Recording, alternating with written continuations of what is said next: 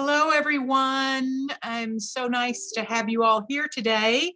I think I've admitted everybody in the waiting room, but we'll monitor it and see if anyone else comes in.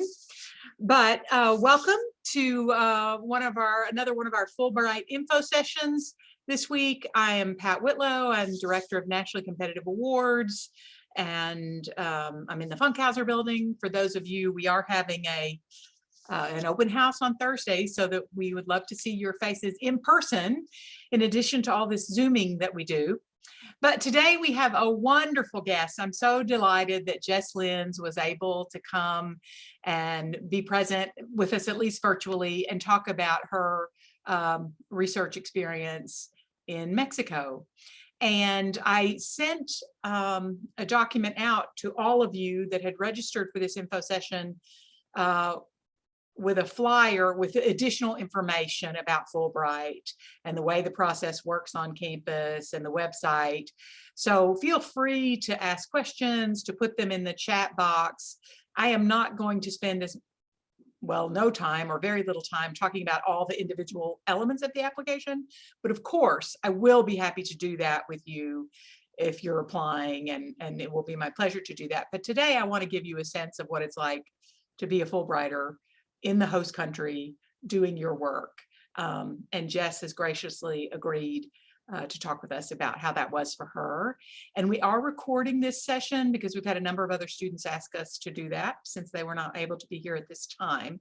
So I want to make everyone aware of that. So Jess, I'm gonna I will ask you to unmute yourself, and we'll have some conversation. And I thought perhaps first I would let you talk a little bit about just what your position was at UK when you were thinking about applying for Fulbright, a little bit about where you were in your program, and a little bit about the kind of research that you were hoping to do in Mexico at that time, looking back a few years. Okay. I applied for a Fulbright, I think it was in 2018, and I got it. So yeah, I was a Fulbright during 2019 to 2020. The pandemic caught me during my Fulbright year. And at the time that I applied, I was a PhD student at UK studying geography. And basically the trajectory in geography is that you do your coursework and then you write your exams to become a PhD candidate. Once you pass your exams, you're a candidate. And in preparation at that moment, as you pass from student to candidate, you're preparing also a research proposal for doing field work and collecting data firsthand. So I was applying for money to support my field work at that time, and that's when I applied for the Fulbright. It supported a year of research in Mexico City, mostly independent. I didn't work with a professor, someone in Mexico City whose research project I was working on. It was my proposal and my research. I don't know if that starts to answer your question, Dr. Whitlow. Yes, it does. And how did you selected Mexico because the kind of research that you were doing had to be done there? Correct? I selected Mexico for a number of reasons. I had lived there before and was pretty familiar with Mexican culture and Mexican politics, Mexican urban structures. All of those played a role in what I was studying. And I chose Mexico City for research purposes. I think personally, I might have chosen a couple of other different cities if it were just for my reasons, but for the research, it was important that it would be in Mexico City because of the gentrification that was going on there and the number of other people studying similar urban phenomena in the city and studying that city. So those all played a role in me choosing that site. Now, also, Mexico has a larger Fulbright commission, I think, if I'm using the right words. So I found that they had a program that received a number of student researchers every year. And there was a particular Mexico grant program. I could have applied through Fulbright Hayes or other Fulbright programs to study in other countries, but I was interested in Mexico. And so I applied for that particular program. Thank you. And I guess tell us a little bit more, I think, about what did a day look like? What did you actually do during the time in Mexico? I realize it was truncated when Fulbright made you come home, right? In essence, they said all students had to leave their host countries. But prior to that, because you started in September? Late August. Late August, okay. So what did you do on a day-to-day basis? How did you navigate the research environment? Yeah. Well, most of the time I was on my own. There was kind of an orientation the first week that I was there, and then there was a midterm kind of bringing other Fulbrights together of the student researchers as well as the faculty researchers who were there. I think we were a group of 30 or 40. So we got together in the middle of the year to present what we had found so far and network together and meet each other because people were sprinkled throughout the country. But on a regular day, it was very self-directed. I was there doing my research. So some days I was at home writing all day and, analyzing my data. Some days I was out doing interviews. A lot of days were kind of a mixture of the two, talking to people, doing participant observation, doing relationship building in Mexico City, because I was working with an activist group that worked against eviction in the city. So I did a lot of just spending time with them on a weekly basis. Usually I would try to organize a couple of interviews per week. Interviews I found to be pretty exhausting and need some preparation. So I would try to limit the number of those that I did per week and spread them out. And taking notes on everything I'd seen. So this is qualitative research, and I would be engaged in all of those methods on a day-to-day basis. But it was self-directed. I was managing my time. And did you run into, one of the things we talk to our Fulbright candidates about is the importance of flexibility and being able to kind of roll with what the situation offers. Did you find yourself having to do that? Absolutely. There were months when I did more padding the streets, talking to people and just building trust, showing them that I was, that my reason for being there was one that they could be aligned with and that they supported. And I spent more time doing that in the first few months. Later, I think I did more interviews and exhausted myself doing interviews in December. In January, I went to a workshop. I went to the Fulbright kind of mid-year summit, and I was out of town more. February, I picked back up on the interviews again. And as the pandemic hit, I was really getting going with the momentum on interviews and starting to also kind of like I did at the beginning of the year, as I realized which interviews I hadn't gotten and that I wanted, what kind of participant observation and what kind of relationship building I would need to do to get those. So my first interviews were with activists, and I realized later that I wanted to interview more developers and more landlords. And during March, I had one interview with a landlord developer before the pandemic hit, and I wasn't able to do the groundwork to get those connections and do those interviews that I was starting to lay out for more like April and May. So there was also this kind of ebb and flow of the research of trying one thing, figuring out you wanted something else, and then kind of going through a cycle of preparing to get that data again.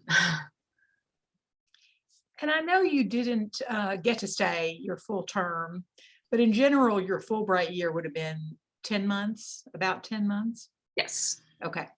And just to say to the people who are watching this and for people who watch the recording, that is typical of a Fulbright year. They are generally anywhere from 9.5 to 10.5 months, even though we call it a year, a Fulbright year. Although our study Fulbrighter in Ireland yesterday talked about her study program actually goes the full year. It's a 12-month program, even though her Fulbright kind of technically is 10 months. So it's a little bit strange there in terms of the matching of the time. And I don't know, obviously COVID changed things, and maybe you don't know this. Would you have been able to stay in the country past your Fulbright time had you wanted to and had the funding? So this, I was able to. Okay. I was able to make an argument, although I had to do it through all of the channels, through the university and through the Fulbright Commission, which technically as a Fulbrighter, you are an employee of the State Department.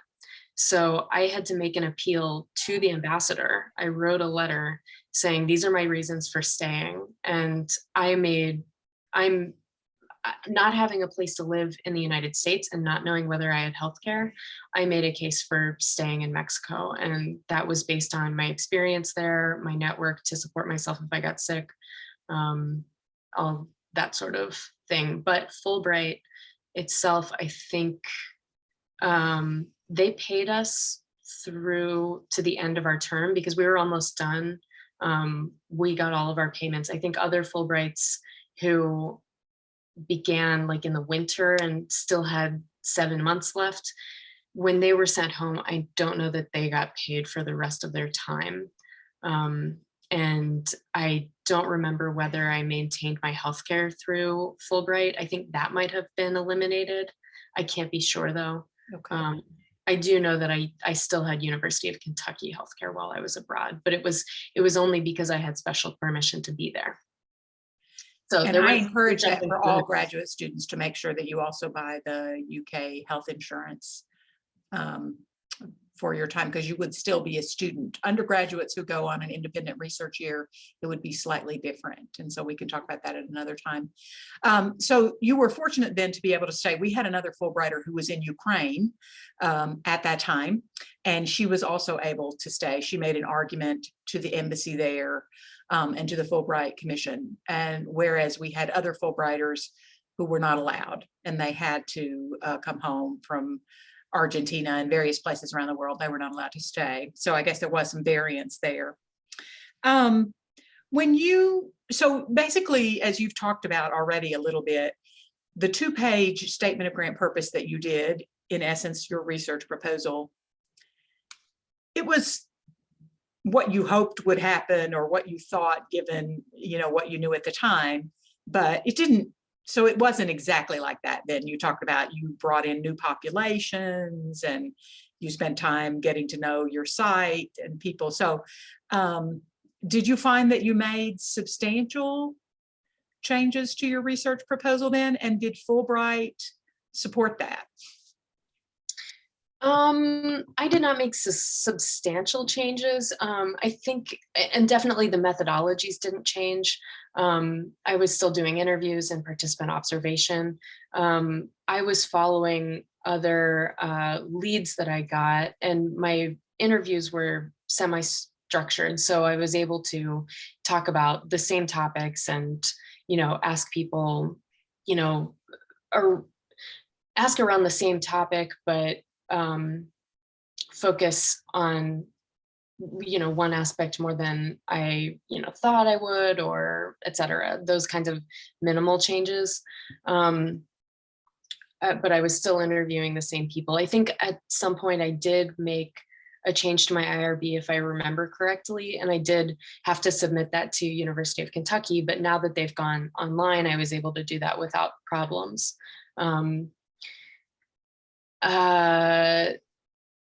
Fulbright was not concerned about whether I was following my proposal to the letter. At the midterm, we presented on what we had, and they were happy with my progress. After after accepting people into the program, I don't think that they were checking on what we were doing, and whether it was the project that we promised we would be doing.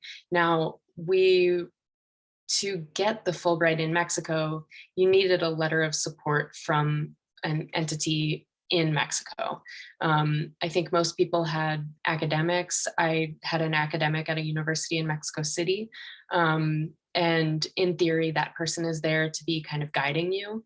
It seemed that in my cohort, that varied quite a lot.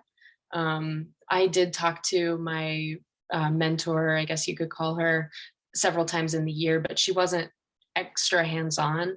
I do know someone who had an office at the university where their mentor was located, and conversed with her frequently, went over to her house, had a much more deep relationship with her mentor. But in terms of the change to the research, yeah, with qualitative research especially, you're going in and finding things that you didn't expect to find and adapting accordingly. So as long as, you're not deviating too much from what you've explained to the IRB, I think that is the most important entity to be announcing changes to a study for. But Fulbright did not at least make me aware that there was any concern about that. And just to make sure everybody on the call is aware, IRB is the Institutional Review Board, and there's going to be somebody, a panel of individuals at all universities that have that. They might have a slightly different title, but it will have that same function of reviewing your research before you go and approving the project. And Jess had to do that because she was using human subjects in her research. She was doing interviews. If you were doing just an archival research, you could do an exempt proposal. It wouldn't be the same. And all students who would be in a graduate program at UK, master's or doctoral, would need to do that prior to going on their Fulbright, because you have to have that approved before you start your research, because you're going to come back and use that for a thesis or dissertation, and you have to have that approval. For undergraduates who go to do an independent research year, this would be a little different, and we can talk about that later if there are people who have a question, but that would operate a little differently for you. Did you also have to have an IRB approval from the university in Mexico? I didn't. Okay. And I think that varies by country. That does vary by country. Thank you for making that. So now that we've talked a little bit about, some of the structure of it and what your research is like, I'd like to talk about some of the fun things that might have happened to you. So what did you really like best about the Fulbright program? What were some of the things that were really surprising to you? I think what's endured is my relationships with other Fulbrighters. It attracted a really interesting group of people. And I was teaching a geography course on the topic of human geography of Mexico this semester, and I had a couple of them come in as guest speakers, which was really fun. Their research is incredible, and I just felt really fortunate to be put in connection with other folks who are doing really exciting research on a place that I'm also researching. I think was the biggest benefit of getting a grant through Fulbright, because my research was so independent, and I really didn't have much contact with other people in the process. Fulbright gave me those connections. I think if I had been in Mexico a long time previous to doing my Fulbright year, and so I didn't depend on Fulbright for making connections on the ground. I think if other people had not spent much time in the host country, then Fulbright might be a channel for finding the right community and making contact with academics or with nonprofits or other kind of social connections in the place. I didn't lean on them for that because I already kind of had my plan made. But I did enjoy the connections that I got through them to other academics. And I guess while we're on the subject of the Fulbright Commission, maybe we should talk a little bit more about that. Yesterday, when we were talking about the study program in Ireland, our alumni talked about she was not in Dublin, one of the major cities in Ireland, and that's where the Fulbright Commission is, but they would bring her in at their expense for lectures, for an event at the US Embassy, for various things. And that was really important to her because she also got to stay in touch with the Fulbright community in Ireland during that time, even though she was in a location where there weren't other Fulbrighters. Was the Fulbright Commission, is it located in Mexico City? It is. Okay, so you pretty much were able to stay in your destination and then other Fulbrighters came in? Is that how that worked? Okay. And while we're on that subject too, financially, how does that work with Fulbright? Did you find the stipend sufficient for your living cost there? I know you're in probably a higher rate city than some of your Fulbright colleagues. Right. So the Fulbright that I had, the Garcia Robles, is particular to Mexico-US relations. And it is much less than the Fulbright Hayes. I don't know, it's measured to the cost of living in Mexico. And I think that as someone who had spent a lot of time in Mexico and had developed the relationships necessary to find an affordable place to live, that worked for me in Mexico City. I think some of my cohort had a rougher time, especially the ones who lived in Mexico City and didn't have those sorts of connections because the access to affordable networks of apartments are closed. It's hard as a foreigner to get access to an affordable place to live. And because there are so many foreigners in Mexico, there's a market for foreigners. And the stipend that we received was not affordable for those kinds of apartments. A lot of my peers were spending twice as much as I was on a place to live. And so that I realized was the way that I made it affordable for me. The salary is a reasonable salary in context, but because my peers were coming from another context where they don't have the relationships that it requires to get the affordable place to live, it makes it hard. Other ones who were outside of Mexico City, I think, had an easier time because the salary that we got is measured a bit more for Mexico City. So as a foreigner, I think they did okay in other places and still paying higher prices for a place to live. That seemed to be the major cost is apartments. So that's why I mentioned that so much.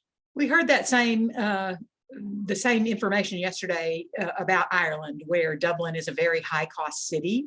Mm-hmm. And some of the cities around are not, the housing is not as expensive. And so that would be one thing for people to think of too, just to be aware of that. If you're going to the country you selected and you want to be in the major metropolitan area, the cost of even though the stipend and the overall package is pegged to the general cost of living in that country, it may not be pegged to the highest cost of living that you might find in that major city. So that's one thing to be aware of. We've heard that now on back-to-back days from Fulbrighters. And in general, they give you the money and you take care of your own housing and rent. Fulbright doesn't make those payments for you. And so you're living an independent, but as you said, you're essentially an employee of the State Department. What do you wish you'd known then before you left the US, Jess? And you have been, as you said, you've been in Mexico before. So maybe this is a harder question for you because you'd had that previous experience. But just based on meeting some of the other Fulbrighters, what were things that would have been more helpful for them to know before they went to their host country assignment? Well, that's a good question. I think how to find affordable housing. Let's see. I wish I would have known COVID was happening. I would have done more research before, but that we can't predict. Um, Gosh, it's a good question. What I've done. I mean, it was helpful that in my Fulbright, I don't know if this is the case normally. I was paid through a Mexican bank account. So I set up a bank account, and that was amazing because in Mexico, I don't know if this is the case in other countries, but sometimes foreign credit cards don't work for things that are very useful, particularly buying bus tickets. I found that a lot. So having a credit card that was local was really helpful. Um, I think one thing that I didn't, I guess, surprised me and maybe shouldn't have was just how academic the Fulbright community was. Um, my research has always been very rooted in activism and you know, local issues going on the ground about housing. And so that was my primary focus going in. And so sometimes I guess I felt a little out of joint with the Fulbright events because they were kind of like being back in school, very academic, very reflective, and less rooted in activities going on in the city.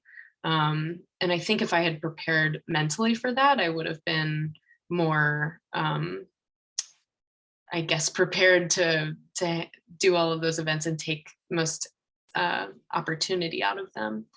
Um, but I don't know.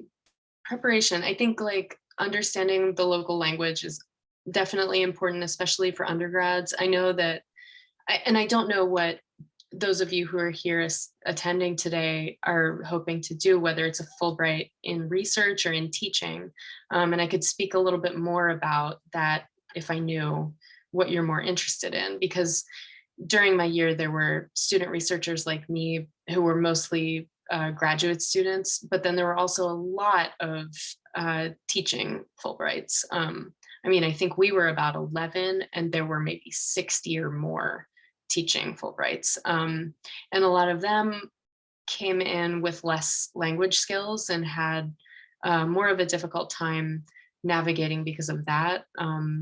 So getting familiar with especially spoken language in the area, but I'll stop there and leave more room for asking questions later. I think that's a good point, and I will just confirm that in Mexico, the language skill should be intermediate, although they want it to be strong intermediate, not, some of us get barely to intermediate, that's considered about 2 years of study, but oftentimes that doesn't make you a very good speaker. And so you need to think about that. For those of you who are thinking about research, they will say something like your language ability has to be commensurate to the type of research you want to do. So Jess would have been expected to have a very high proficiency in Spanish, which she does. On the other hand, we sent a student to do research in Switzerland a few years ago, and he had some French in high school, but he didn't speak Swiss, French, or German, right? Which would have been the lab. But in his lab, he was doing a STEM project and they all spoke English, right? Because that was the common language of the lab. So it can really vary depending on that. And this is a wonderful question. Let me hold off 1 second because I want to ask one more thing about, I just wanted to comment on that issue about the bank account. I think you are expected to open up a bank account in the host country in most cases. In some cases, maybe that's less practical, but I hear this from Fulbrighters often because they do want you to go and live as part of the community. They don't want you to live like you've just come in as a tourist, right? And so they want you to use local services. And I think frequently the stipend is paid through a local bank account. So Jess, I think that's pretty standard that they do want you to do that, I believe, for Fulbrighters. But then this is a great question because this is one of the issues about doing a research grant. What would be the best way to get in contact with a researcher in, for example, Argentina? And maybe we'll discuss it generally, and then we'll have you look at the country information for Argentina. I don't have that off the top of my head, but what's the best way to get in contact with a researcher? And do they need to be associated with a university, or can they be associated with some other organization? I think before we get onto that, I just want to mention one thing about the bank account. I know that that could sound really overwhelming, and I just want to reassure everyone that the Fulbright Commission set those up for us. So it's not something Oh, that they set them for you. Okay. Yeah, it's not something you need to figure out on your own. So just to lay that to rest if that was a concern. But in terms of getting in touch with someone, so I think that this also varies culturally and by country. In Mexico City, there's a lot of researchers who come through from other places. And so I think that a lot of the academics in the city, which is where there are a lot of universities, are familiar with getting emails from other people from other places who are coming through. But in that sense, they deal with a volume of them as well. So some of making contact with someone is getting their attention and figuring out the way that they need to be approached. I found that it was hard to converse with people entirely over email over an extended period of time. But if I had a date that I was coming, that would give them more incentive to write back to me, and, writing them and say, hey, this is my situation, this is me, this is my university, this is what I'm trying to do, and being really clear about what you're looking for is helpful, but also saying, I'm going to be in the country at these times, could I talk to you? Or I think for my application, I had been in touch with the person who wrote a letter on my behalf before applying. And I don't remember, I had also been in touch with other of her colleagues. And so asking directly, I need a letter of support for my application. I'm trying to get a Fulbright to be here to do this research for 9 months. I'm looking for someone to support my application and to be in touch with while I'm here, and asking clearly and giving them the right to say no. And if they do, asking, would you recommend someone else? Because some people don't have the time for it. They're not necessarily given support to do that extra work. So taking you on might imply hours of their time that are not paid for. So I don't know whether Fulbright gave any kind of stipend or support to those who were mentoring me and my colleagues. Not to my knowledge. And to confirm the things that you've said, this really varies by host country. And so I encourage everyone, as you're looking at the host country or a few countries that you would be interested in, some countries are very strict that you have to be affiliated with an academic organization, a university. They will not permit other organizations. They don't accept that. Other countries are very open to the idea, like you had an academic, but you also worked primarily with this group, the housing group. And so we've had people affiliated, for example, with the head of an archive one time because they needed access to that. And although I'm sure that person was an academic, it's a capacity, but we've also had people who could, it can depend on what your research is and what you need. So sometimes you need introductions, sometimes you need access to a site, sometimes you need to be accepted as a visiting scholar at an archive or a library. We have had students going to do STEM research that actually need to be part of a lab, because you can't really do physics research just with your, you don't carry around a collider in your pocket. So you need to be in a lab that has all this very expensive equipment, which means you are working for a faculty member and essentially on their project. You have your own project in that lab, but usually you're part of a group of researchers working toward a goal. And Fulbright understands that. Jess's research was much more independent than a STEM project where you would be with a group of people. On the other hand, our person who was in Ukraine was doing testing water samples around the country. And so hers was fairly independent. She took her own equipment from the US because it was fairly inexpensive, actually. So these things vary tremendously by host country. And I don't know if you found your initial contacts this way, Jess, but I often suggest to students when they don't know how to find an affiliate, and that's what it's called in the Fulbright language, is a host country affiliate. But I will also encourage people to work through their faculty here that they're having at UK, because maybe you have somebody that's been mentoring you in research on campus, and it's amazing who faculty know, right? I mean, they have connections from conferences, or they might have done research in a country, or they've met someone. And sometimes they can refer you, if not to the exact person you need, to an adjacent person. As you said, sometimes you have to work your way through a chain of people. Now, sometimes you just have to send an email and hope for the best, right? Or send a lot of emails, because we don't have a lot of contacts in that country, or we can't find. But sometimes there are ways, and it doesn't even have to be faculty you know. Maybe there's a faculty member that's, a few years ago, we had a student applying to Poland and they didn't know anyone. But we have several faculty from Poland here at UK, right? And they were able to help them make a connection, even though they were in totally different disciplines. So you have to use your connections on campus creatively, I think, to help you find that international connection. I don't know if you did that or needed to.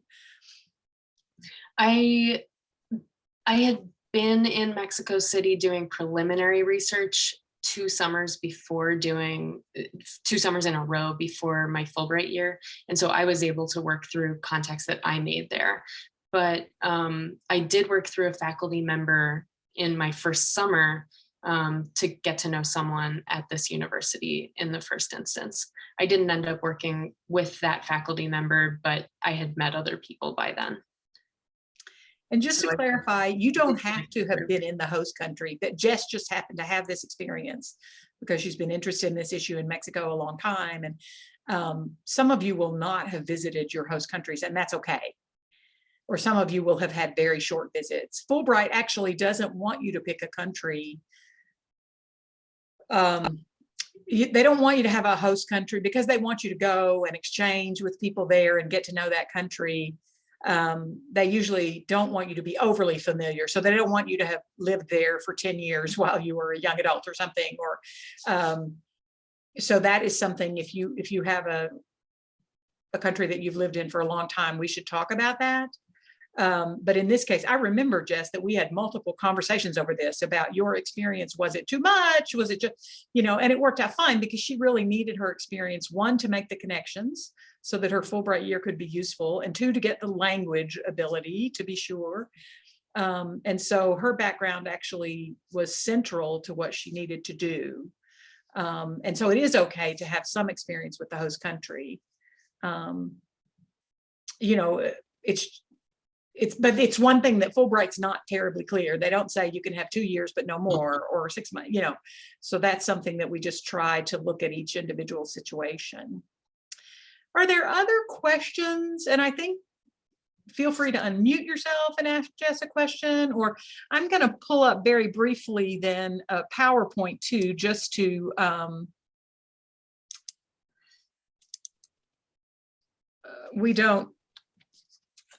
wanted to just give you the dates, if I can get it to move. Well, there you are. And that's your old photograph of when you applied for Fulbright, I guess. But just to give you guys an idea of the timeline, and I did put this on the material that I sent you, but I just wanted you to be aware, again, of how this works. It's a long preparation period for Fulbright. And so Jess would have gone through this same thing where you have a campus deadline and we interview you and give you feedback and help you work on strengthening your application and getting all the documents needed. And then we send you forward for a national deadline. And then you hear in January whether or not you're being referred to the host country. You go to a national review here in the US of mostly academics. And they refer you to the host country or not.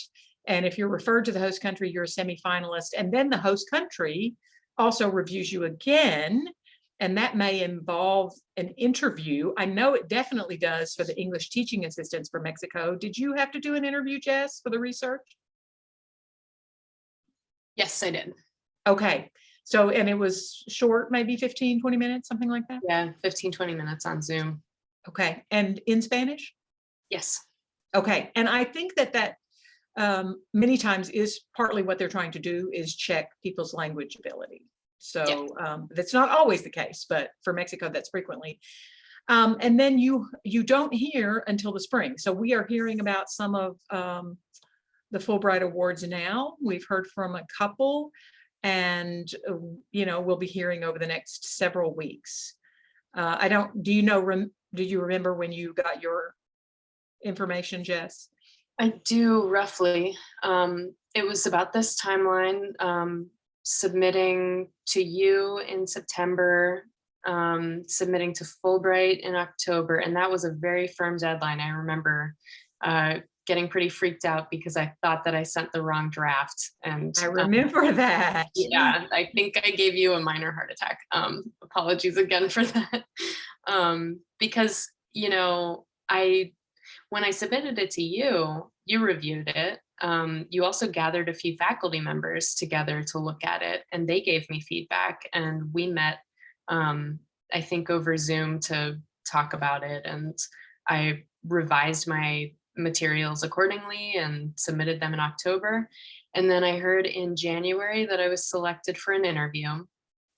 I think I interviewed maybe in February, and then I didn't find out until April. I could be wrong about the interview date, but I remember finding out in early April that I was selected. So it took and then you don't go to the host country till August. So it's a long process. And I think part of that is that you're selected by two entities essentially at these commissions. First, you're selected on the US side by Fulbright's national body, and then they send their picks to the countries, and then Mexico weighs in. The Mexico Commission did the interview, and in that interview, they had gathered together 5 academics, I think, who had read my application and asked me questions to see, test my language ability, I think, like you said, but also to see that my project was sound and that I had done the legwork to be prepared. And I think I've also been on the other side of that now. I've reviewed an application and interviewed the person who is trying to get a Fulbright. And what I learned from that was that they are looking for cohesion. They're looking for a project that is going to work, not necessarily one that's going to be, the next Nobel Prize, but one that the applicant is capable of doing, and that's appropriate theoretically and academically. They are very smart people and get together very smart people to read these applications and get a sense of whether you're going to be able to do the research. And I will say, there is a question in the chat, and let me go back and ask that. Do you have advice on how to approach the application, and what was the hardest part for you?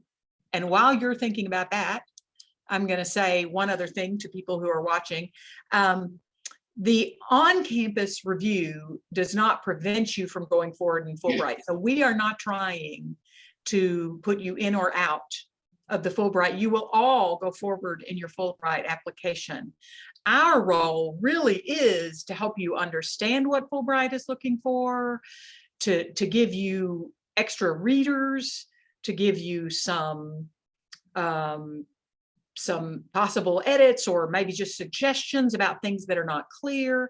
So for example, when we had a committee of faculty on campus to talk to Jess, they were not necessarily geographers. They were not necessarily experts in Mexico, but they were well-educated faculty members on campus, and they do understand how to read a research proposal.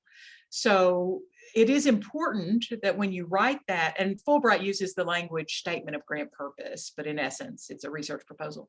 But they want you to be writing it for an educated reader, but they want a wide range of people to be able to read it. So because it's possible that not every person that Jess spoke to in her interview was a geographer either. So they might not know the theoretical underpinnings of your particular project, but they will understand if you have an unrealistic timeline, or they will understand if you clearly don't understand something about how your interview process might work. I mean, they will be able to see those things.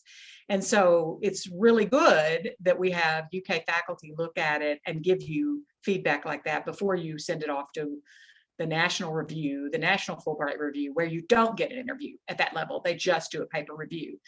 So what we're trying, so I don't want people to, sometimes people are nervous about applying through campus, and actually we're trying to provide you support and help you have the best application that you can. So it should be a pretty supportive process for you on campus. We want you to get that award. So we're going to do our best to help you. So now let me go back to that question for you, Jess. If I can find, oh, do you have any advice on how to approach the application, and what was the hardest part of the application for you? Okay, so approaching the application, I think piggybacking on what you just said is probably my biggest advice would be to write something messy and get it out early. And get in touch with Dr. Whitlow, because she has a great sense of what Fulbright is looking for. So making something early and getting it to Dr. Whitlow over the summer, I would be my biggest piece of advice.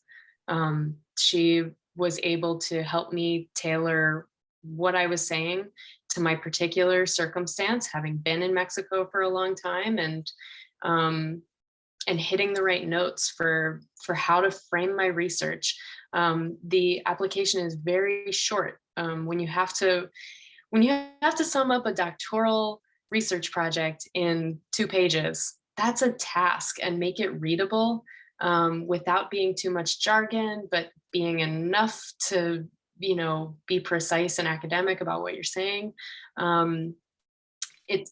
The revision, I think, and this is also my personality, having the time to revise that and revise it was really helpful. I think that's what made my application so strong. And the hardest part, I think, was probably editing it down to the right length. I mean, every word was chosen carefully at the end of that. And her advice and the committee that she gathered were crucial. They made my application so much better than it would have been without their help. So what she's saying about them being on your side is absolutely true. And we strategized, how do I frame myself if I've been in Mexico so long? And we looked at the goals of Fulbright, and we spoke to those, and spoke to the reason that my experience was crucial for me to make an impact that Fulbright wanted. And I don't think that we lied in any part of that. I was absolutely truthful about the way that about what I was doing with my project, but the way that we spoke to them in their language was important, and took a lot of work to choose each word so carefully, because there's so few in the application. With, I think, a 1-page personal statement and a 2-page research statement, you just have to have it so tailored and so revised. It's like the final performance. It can't be rough in any way. And I absolutely endorse all of those suggestions. And I say that to students, that every sentence should stand on its own and every word's important. You just can't have throwaway lines in your Fulbright application. You need everything to be there for a reason. Jess, somebody else has a question here about if you have a research area that may be applicable to several countries, such as women's health, and several that you are interested in working in, how do you select one? Well, as a geographer, I would answer that in a geographer's way.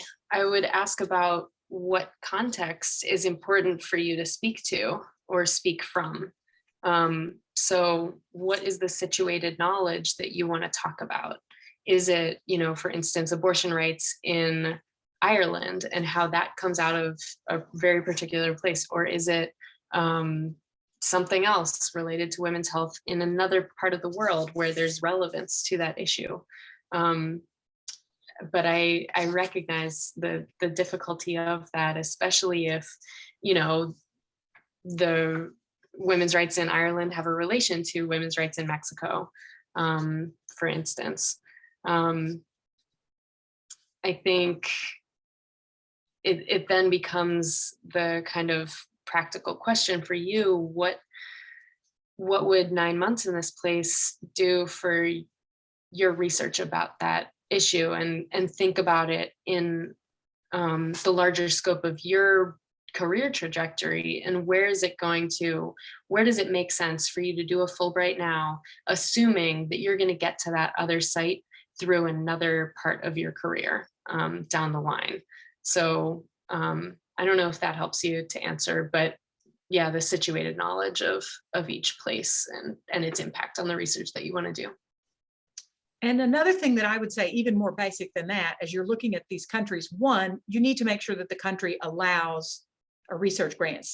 Because they throw research and study awards in the same category, you may be looking at a country and they may allow graduate study, like the United Kingdom, where the awards are mostly graduate study, and there aren't that many just independent research grants, right? So that is one thing to check too, just to make sure that some of the countries you're interested in offer the type of grant that you're applying for. The other issue is language. If they require a certain amount of language ability, do you have that? Because you can't really just say, oh, I'm gonna use the Duolingo app and I'll get there. You know what I mean? They're a little skeptical of that because too many people say that, right? So you need to have a plan for how you're going to get the language ability if you don't have it. And then there may be other concerns as well. There may be that you have more access to potential host affiliates in one country over another. So there are a variety of things I think to think about, but reading those grant descriptions and summaries is really important for the host country, because they may also say, we're really interested in geographers and dancers this year or whatever. That doesn't mean you can't apply, but they will have told you up front, if we get a geographer and a dancer, that's what we want. Some countries will say that, you know, they'll be like, we're really interested in STEM people right now, or we're really interested in, you know, so it's important to really look at that and make sure that you fit the country's criteria and not try to just shoehorn yourself into a country where they have clearly indicated that maybe your particular area is not the one they're looking for at this time. Some countries are enormously flexible and very, very open. Some countries are really, really specific about what they would like to have. And then how did you come up with your research idea, and how specific were you about it in the proposal? I think we've talked about this a little bit. Yeah, I was fairly specific about it in my proposal. And to answer that, and also Nadia's first question about what helps you stand out as an applicant, is I think selling, you know, the need for this project to occur in this place is really important. You know, one of the questions that they asked me in the interview is, will you do this research if you don't get this Fulbright? And my answer was, yeah, I have to. Like, this is the research that I am going to do. I think this is an important story to tell. And I think what made my application strong was that I was able to speak to the facet of my project that speaks to the goals of Fulbright, of exchange and mutual understanding. And so, you know, the way that you can package your project and make it understandable to them, but also speak to the facet of it that speaks to the values of Fulbright is important. That's something that Dr. Whitlow and I talked about, is how to really highlight that facet of my work. So the project, but the project came from my doctoral research. It was not something that I framed for Fulbright. It was something that I had been working on for years. And one other thing I do want to mention, and I think Jess has been alluding to this several times, Fulbright is an award for cultural exchange and sharing. It's to send young Americans abroad so that they will get to know the host country and that they'll be very open. I don't know how often this happened to you, Jess, but oftentimes Fulbrighters will be invited to events to speak or share a little bit about their background. And some countries are pretty familiar with Americans, some countries in Europe, for example, but there are also smaller countries that don't get a lot of American tourism, for example, and so they would maybe invite you to speak at some kind of public event, like I usually say like the equivalent of a Chamber of Commerce meeting, where you come in briefly and just give a little talk on what it's like to be a student in an American college.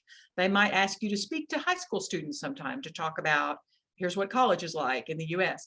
But they want you to do what you're there to do, the research or the study or the teaching English. Obviously they want that.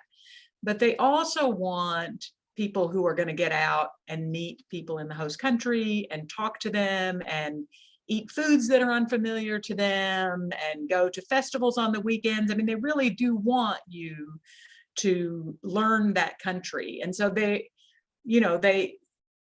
want you to be open and flexible and willing to adapt to that cultural environment.